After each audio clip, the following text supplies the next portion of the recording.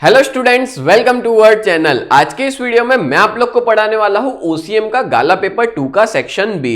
एक और बात मैं आपको बता दूं कि अगर आप लोग इकोनॉमिक्स और बीए की प्रॉपर प्रिपरेशन करना चाहते हो ना, तो आप लोग गाला पेपर ही प्रीफर करना, ठीक है। ये बेस्ट रहता है और इसके बेसिस पे आप लोग को एग्जाम में क्वेश्चंस देखने को भी मिलेंगे। अब शुरुआत करते हैं सेक्शन बी की। तो पहला क्वेश्चन है आपका 21 नंबर का, give the full form of MBA. अब एमबीए का फुल फॉर्म तो सबको ही पता है, मास्टर ऑफ बिजनेस एडमिनिस्ट्रेशन। बहुत इजी है, याद रख लेना। Number 22, mention the reasons for the uncertainties in planning. ऐसे कौन से रीजंस है जिसकी वजह से अनसर्टेनिटीज क्रिएट होती है प्लानिंग के अंदर। अब देखो, इसके दो आंसर है। एक आंसर तो मैं बता देता हूं, in planning assumptions and forecast are related to future. अब देखो, प्लानिंग के अंदर जो एजम्पशंस होते हैं, फोरकास्ट किए जाते हैं, मतलब हम लोग एक एजम्पशन कर रहे हैं, एज्यूम कर रहे हैं कि ऐसा ऐसा हो सकता है, फोरकास्ट कर रहे हैं कि आगे के टाइम में ये चीजें होगी। बट बात करें फ्यूचर की, there is uncertain future. Future कैसा है? अनसर्टेन है। फ्यूचर निश्चित नहीं है, कुछ भी हो सकता है फ्यूचर के अंदर। दैट्स व्हाई हम ऐसा कहेंगे, there is uncertainty in planning. कितना भी अच्छा प्लानिंग क्यों ना हो, कहीं ना कहीं अनसर्टेनिटीज आपको देखने को मिलती ही है, ठीक है। अब इसमें हम लोग दूसरा, आप लोग आंसर लिखो तो ये भी लिख सकते हो कि एक्सटर्नल फैक्टर्स, कुछ ऐसे फैक्टर्स है जिसकी वजह से अनसर्टेनिटीज रहती है प्लानिंग में। आपको पता ही होगा कि बिजनेस के अंदर दो तरह के फैक्टर होते हैं, एक होता है इंटरनल फैक्टर और एक होता है एक्सटर्नल फैक्टर। बिजनेस के कंट्रोल में होते हैं इंटरनल फैक्टर्स, बट बिजनेस के कंट्रोल के बाहर एक्सटर्नल फैक्टर्स होते हैं, जो कुछ भी हो सकता है। गवर्नमेंट टैक्स रेट बदल सकती है, फैशन चेंज हो सकती है, डिमांड कम हो सकती है, बहुत सारे रीजंस है। तो इसका दूसरा आंसर एक्सटर्नल फैक्टर भी हो सकता है, बट ये बेस्ट आंसर है, आप लोग एग्जाम में ये लिख सकते हो। क्लियर? चलो नेक्स्ट आगे बढ़ते हैं। Number 23, What is called formal organisation. कौन से ऑर्गेनाइजेशन को फॉर्मल ऑर्गेनाइजेशन कहते हैं? क्या होता है formal organization? In order to achieve the predefined goal, मतलब पहले से डिसाइड किया गया गोल अगर हम अचीव करना चाहते हैं, the formal structure of relations. तो क्या किया जाता है? एक फॉर्मल स्ट्रक्चर क्रिएट किया जाता है। किसके बीच में? रिलेशंस होते हैं, फॉर्मल रिलेशंस होते हैं, लोगों के बीच में, वर्क के बीच में एस्टेब्लिश किए जाते हैं, उसको ही हम लोग फॉर्मल ऑर्गेनाइजेशन कहते हैं। जैसे एग्जांपल दूं तो एक सुपीरियर की और सबऑर्डिनेट की जो रिलेशनशिप है, वो फॉर्मल रिलेशनशिप होती है, जहां पे ये लोग काम से काम की बातें करते हैं। और यहाँ पे ऐसा ही ये लोग स्ट्रक्चर बनाते हैं जहां पे लोग और वर्क उसके रिलेटेड ही बात होती है। मतलब कोई भी तरह की कैसा है, क्या आज खाया, ये सारी कोई भी बात नहीं होती है। मतलब कोई भी तरह का इनफॉर्मल स्ट्रक्चर नहीं देखने को मिलता। उसी ऑर्गेनाइजेशन को हम लोग फॉर्मल ऑर्गेनाइजेशन कहेंगे। क्लियर? नेक्स्ट आगे बात करें नंबर 24, व्हाट इज अकाउंटेबिलिटी। इसका आंसर तो बहुत इजी है, ठीक है, बट उसको बताने से पहले मैं बता दूं कि अकाउंटेबिलिटी को हम लोग आंसरेबिलिटी भी कहते हैं। And for the work executed by subordinate his immediate superior is responsible और आंसरेबल। मतलब जो भी काम कोई सबऑर्डिनेट करता है, ठीक है, उसके काम के लिए रिस्पॉन्सिबल कौन माना जाएगा? उसका सुपीरियर। उसके ऊपर जो भी सुपीरियर आता होगा वो उसके काम के लिए रिस्पॉन्सिबल माना जाएगा या तो आंसरेबल माना जाएगा। एक चीज और बता दूं, अकाउंटेबिलिटी को कभी भी डेलीगेट नहीं किया जाता। अकाउंटेबिलिटी जिसके पास है ना, उसके पास ही रहती है। से फॉर एग्जांपल, एक सुपीरियर है, ठीक है, जिसने अपना काम कुछ दे दिया है, अपना कुछ काम दे दिया है उसके सबऑर्डिनेट को, ठीक है, और उसके सबऑर्डिनेट को, अब जो भी काम सबऑर्डिनेट करेगा उसके लिए रिस्पॉन्सिबल कौन रहेगा? उसके लिए रिस्पॉन्सिबल रहेगा सुपीरियर। अगर मान लो इसने काम बिगाड़ा है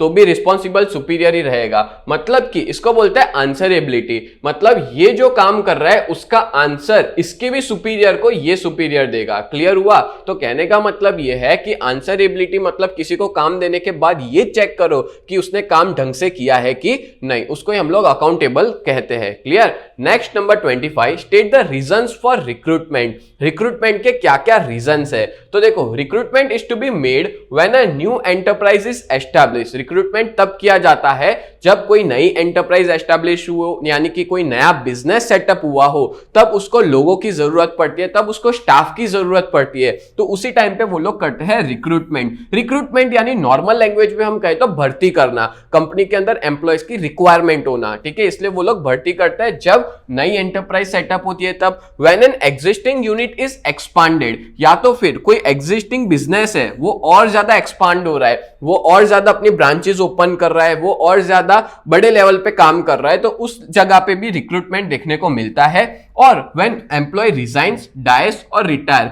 या तो जो एग्जिस्टिंग बिजनेस है उसके अंदर कोई एम्प्लॉय रिजाइंस कर देते हैं या तो कोई एम्प्लॉय मर जाते हैं या कोई रिटायर हो जाता है तो उस टाइम पे भी रिक्रूटमेंट की जरूरत पड़ती है। तो ये टोटल 3 रीजन है। कौन से? जब कोई नई एंटरप्राइज एस्टैब्लिश होती है तब, दूसरा जब एग्जिस्टिंग यूनिट एक्सपांड होती है, और जब कोई एम्प्लॉय रिजाइन, डाई या तो रिटायर हो जाता है तब रिक्रूटमेंट की जरूरत पड़ती है। क्लियर हो गया? तो 25 नंबर का क्वेश्चन मैंने आपको करवा दिया। अब आगे बढ़ने से पहले मैं आप लोग को एक इंपॉर्टेंट इंफॉर्मेशन देना चाहता हूं कि अगर आप लोग 12th कॉमर्स जीएसईबी में हो और अगर आपको अकाउंट और स्टैट्स में कोई भी तरह की दिक्कत आती है ना तो आप लोग हमारा कोर्स ज्वाइन कर सकते हो। और इस कोर्स के अंदर एग्जाम तक हमने प्राइस रखी है 599, सिर्फ और सिर्फ 600 रुपए में आपको सारे के सारे क्वेश्चन अकाउंट और स्टैट्स में मिल जाएंगे, सारे के सारे सॉल्यूशंस मिल जाएंगे आपकी टेक्स्ट बुक के, और मोस्ट इंपॉर्टेंट क्वेश्चंस के भी सॉल्यूशन हम लोग इसके अंदर अपलोड करने वाले हैं। तो आप लोग जल्द से जल्द हमारे बैच में जुड़िए, और अभी तक ऐप डाउनलोड नहीं किया है तो प्ले स्टोर पे जाके यूजीटी नाम से ऐप डाउनलोड कीजिए।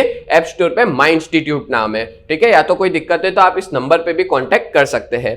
देन आगे बात करें next, number 26, give the meaning of supervision. Supervision यानी क्या होता है? तो देखो, supervision means to get assurance that subordinates have implemented the work given to them as per the order and instruction or not.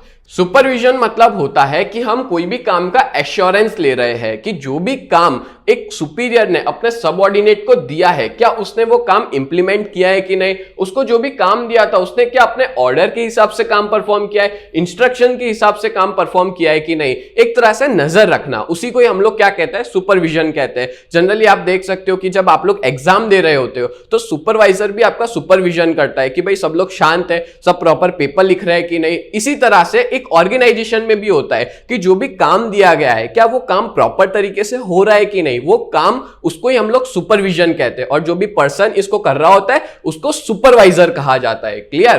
तो 26 नंबर क्लियर हो गया। Next 27, in which form dividend can be paid to the share holders as per the companies act. Dividend can be paid in cash or cheque. याद रखना, dividend किस में दिया जाता है? कैश और चेक में।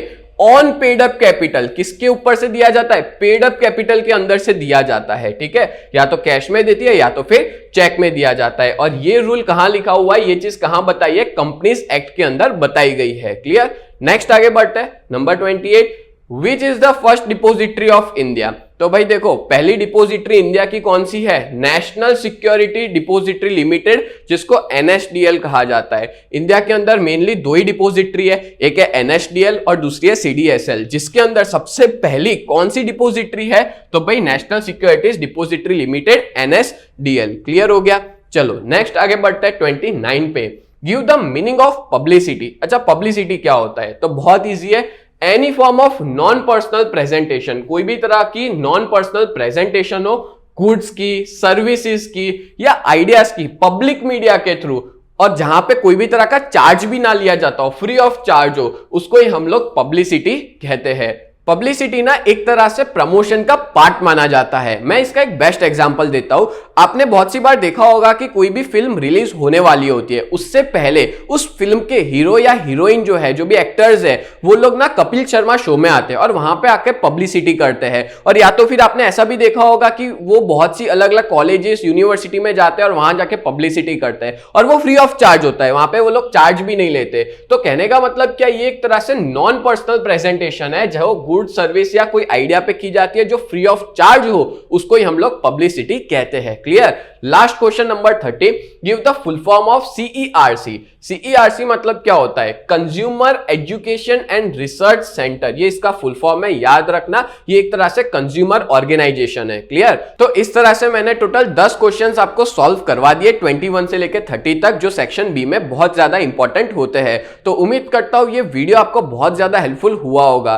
तो ऐसे ही वीडियोस देखने के लिए आप लोग हमारे चैनल को सब्सक्राइब करें। तो मिलते हैं नेक्स्ट वीडियो में, तब तक के लिए bye and thank you so much.